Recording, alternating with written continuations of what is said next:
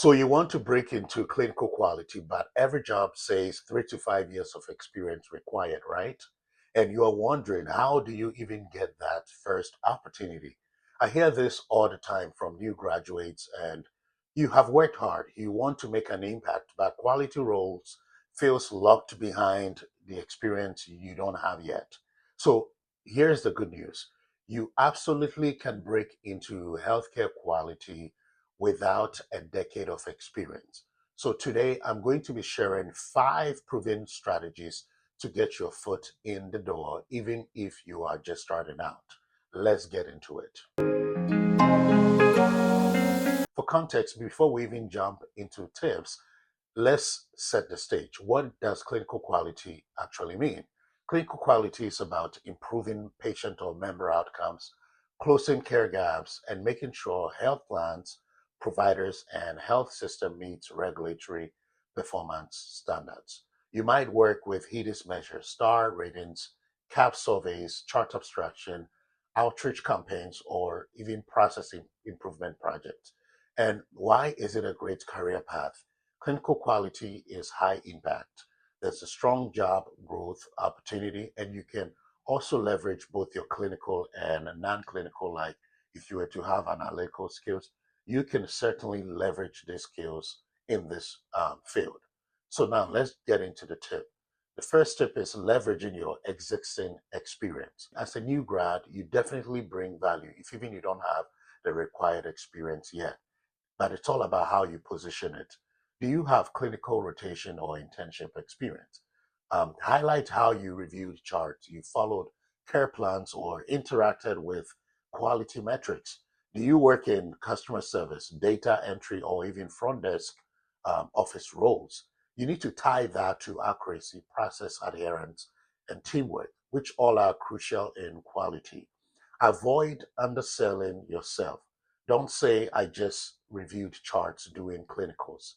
Say, I reviewed patient records for accuracy and completeness, which aligns with quality and compliance standards. So in this case, you're positioning your job or your experience in a strategic and a more valuable, which is relatable to quality work.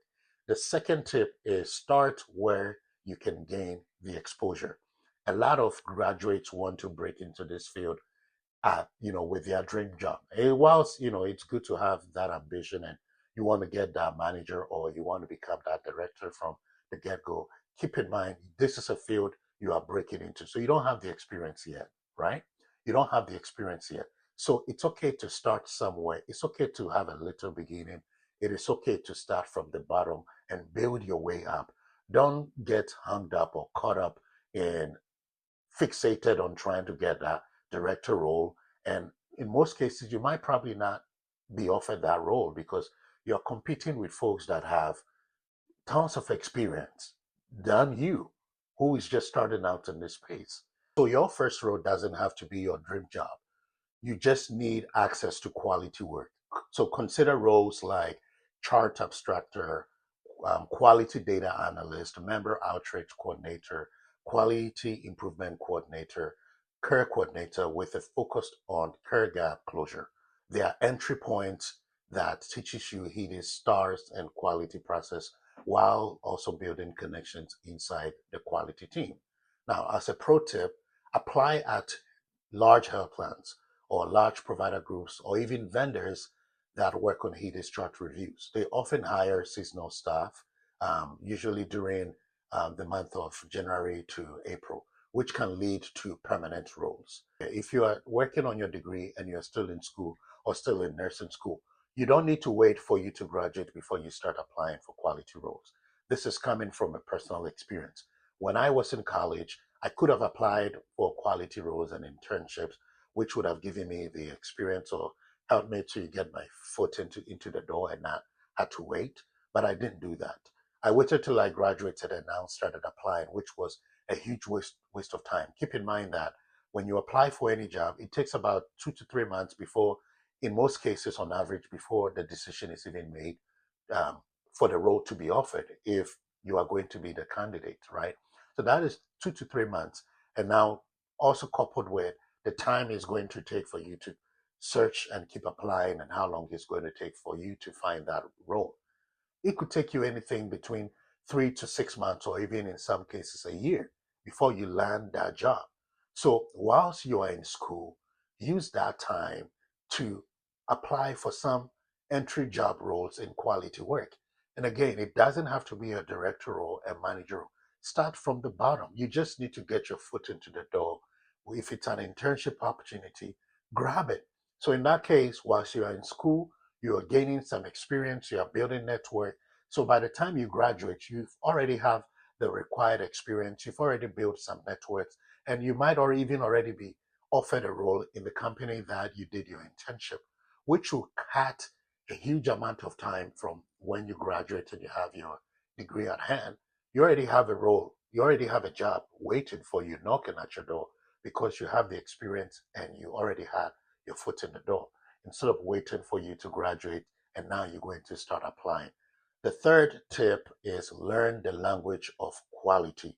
Again, you are coming in as a new graduate, you don't have experience, you don't have the background, you don't have the know-how as to doing this job. So number one, learn the language. One way to stand out is by speaking the language of the industry. Learn the basics of HEDIS, STARS, CAHPS, value-based care, and audit readiness.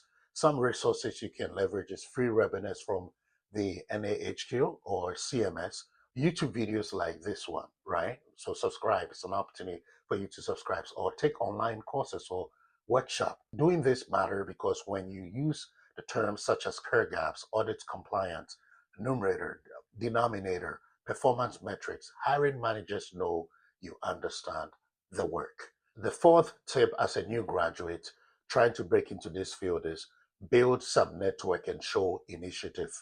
This field is all about connections. So LinkedIn is your best friend. Connect with quality managers and analysts. Comment on their post. Ask for informational interviews. The fourth tip as a new graduate who is trying to break into clinical quality field is building network and showing initiative. See, this field is all about connections. LinkedIn is your best friend here. Connect with quality managers and quality analysts. Comment on their post. Ask for informational interviews. Hey, a new grad exploring quality careers. Could I ask a few questions about your path? Volunteer for projects. If you are in a related role such as care coordination or front desk or, whatever, ask, can I help with any clinical reporting or outreach projects? These extra touches helps you build relationships and also help you to learn the skills so you can add to your resume. The fifth strategy is build certifications and credibility. You don't need the CPHQ right away, but showing you are working towards it signals commitment. Other options is the HEPA certification, Lean Six Sigma, Yellow Belt, or any data analytics training. But don't overdo this. A few targeted certification with targeted experience will help you to become a strong candidate. So here's your action plan as a new grad. Leverage the experience you already have. Don't focus on what you don't have. Position your experience in a way that connects with the role you want to apply for. Number two is get into an entry role that touches quality. Number three is learn the language of HEDIS, STARS, and CAHPS. Network and ask for opportunities. And number five, or the fifth one, is build certifications strategically. You don't need 5 years of experience to get started. You just need to show you understand the work and you can certainly add value. So if this was helpful, make sure to like this video, subscribe for more tips on building a career in healthcare quality. And drop a comment. What is your biggest barrier to breaking into clinical quality? And I will respond to as many as I can. Also check the description for a free resource